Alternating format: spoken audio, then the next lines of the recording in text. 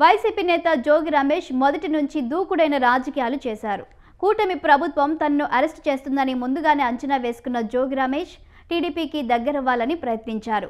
కానీ టీడీపీ మాత్రం రమేష్ను దూరం పెట్టింది. అంతేకాకుండా ఇప్పుడు అరెస్ట్ కూడా చేయించింది. ఇంతకు జోగి రమేష్ అరెస్ట్ వెనుక ఉన్న కథ ఏంటి? Let's watch the story.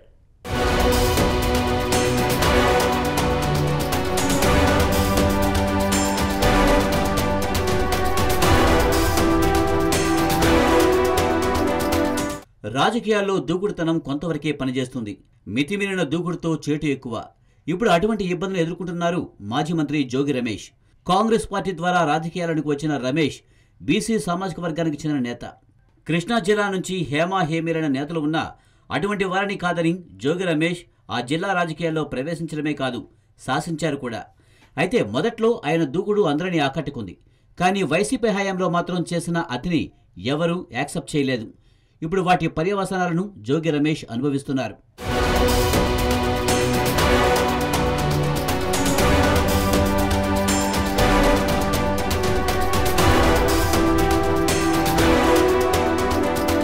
కూటమి అధికారంలోకి వచ్చిన తర్వాత 17 నెలల్లో అనేక రకాల పరిణామాలు జరిగాయి. అధికార కూటమితో రాజీ చేసుకునేందుకు ఆయన చేయని ప్రయత్నం అంటూ లేదు. కానీ గత అనుభవాల దృష్ట్యా కూటమి జోగి రమేష్ విషయంలో జాగ్రత్త పడింది. అయితే ప్రభుత్వానికి చెడ్డ పేరు తీసుకువచ్చే ఆలోచనపై కూటమి పెద్దలు సీరియస్గా ఉన్నారు. బలమైన ఆధారాలతో అరెస్ట్ అయిన జోగి రమేష్ ఇప్పట్లో బయటకు వచ్చే ఛాన్స్ కనిపించడం లేదు. 2019 ఎన్నికల్లో వైసీపీ తరఫున గెలిచారు జోగి రమేష్. అయితే ఆయన మంత్రి పదవి ఆశించారు కానీ దక్కలేదు. ఇలా ఉంటే తనకు మంత్రి పదవి రాదని, కాస్త దూకుడు పెంచాలని అప్పట్లో నిర్ణయం తీసుకున్నారు. సరిగ్గా మంత్రివర్గ విస్తరణకు ముందు దాదాపు 100 వాహనాలతో చంద్రబాబు ఇంటిపై దండయాత్ర చేశారు జోగి రమేష్.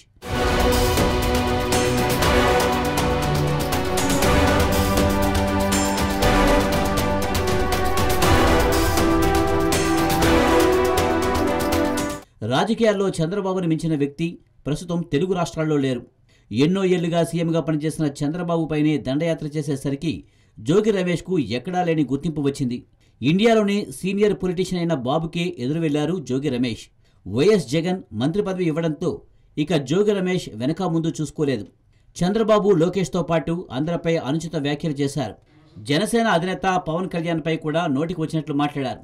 ఆయనపై వ్యక్తిగత దాడికి దిగారు. కేవలం బీసీ నాయకుడనే ట్యాగ్ను ఉపయోగించుకుని జగన్ అండతో జోగి రమేష్ ప్రత్యర్థులపై మాటల దాడి చేశారు. ఇప్పుడు వాటి పర్యవసానాలను ఎదుర్కొంటున్నారు.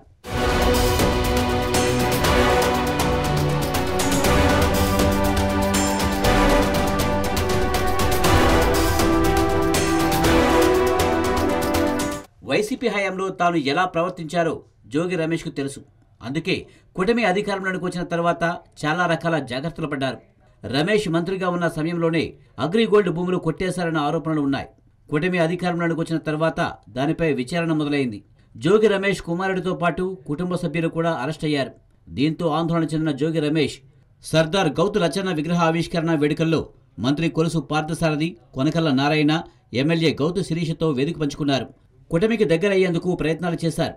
కానీ జోగి రమేష్ ఆలోచనలు తెలుగుదేశం పార్టీ శ్రేణులు తెలుసుకుని జోగిని కట్టడి చేశారు. ఆ మధ్య తనకు తాను స్వచ్ఛందంగా గతంలో చంద్రబాబు సతీమణి విషయంలో వైసీపీ ఎమ్మెల్యేలు చేసింది తప్పని మాట్లాడారు. ఈ విషయంలో తన భార్య కూడా తనను ప్రశ్నించిందన్న విషయాన్ని ప్రస్తావించారు. ఇలా చంద్రబాబుకు తనపై ఉన్న కోపాన్ని తగ్గించేందుకు ప్రయత్నించారు.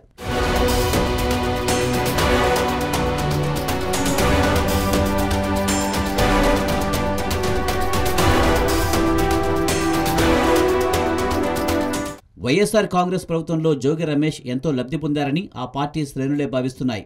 కానీ అధికారానికి దూరమైన తర్వాత అధికార కూటమికి భయపడి జోగి రమేష్ చేసిన ప్రయత్నాలు వైసీపీ నాయకత్వానికి ఆగ్రహం తెప్పించాయి. దీంతో జోగి రమేష్ను పట్టించుకోవడం మానేసింది. అంతేకాకుండా జోగిని పార్టీ నుంచి సస్పెండ్ చేస్తారన్న ప్రచారం కూడా జరిగింది. అటు కూటమి చేరదీయకపోవడం, వైసీపీ నాయకత్వంలో అనుమానం పెరగడంతో జోగి రమేష్లో ఆందోళన మొదలైంది. దీంతో నాయకత్వాన్ని నమ్మించాలంటే ఏదో ఒక పని చేయాలి. అలా కల్తీ మద్యం తయారీ చేయించి ప్రభుత్వానికి చెడ్డ పేరు తీసుకురావాలన్నది ప్లాన్గా గుసగుసలు వినిపిస్తున్నాయి. అది బెడిసి కొట్టడంతోనే ఇప్పుడు అడ్డంగా బుక్ అయ్యారు జోగి రమేష్. అయితే ఈ కేసు నుంచి ఆయన బయటపడతారా? అసలు ఆయనకు బెయిల్ వస్తుందా అన్నది తెలియాలంటే కొద్ది రోజులు ఆగాల్సిందే.